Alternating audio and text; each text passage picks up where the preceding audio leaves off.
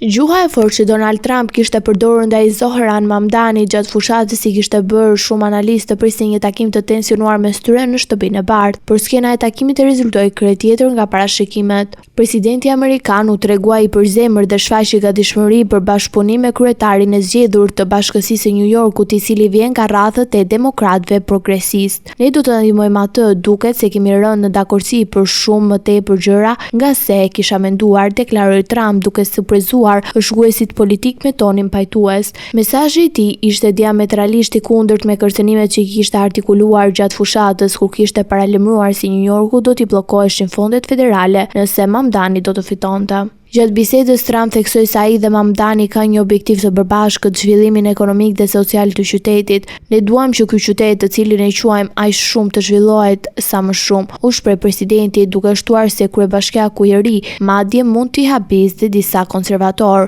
Trump përfundoi duke shprehur shpresën se Mamdani do të rezultojë një kryetar bashkie vërtet i shkëlqyer, një deklaratë që shënoi një kthes të fortë nga retorika e ashpër e muajve të fundit.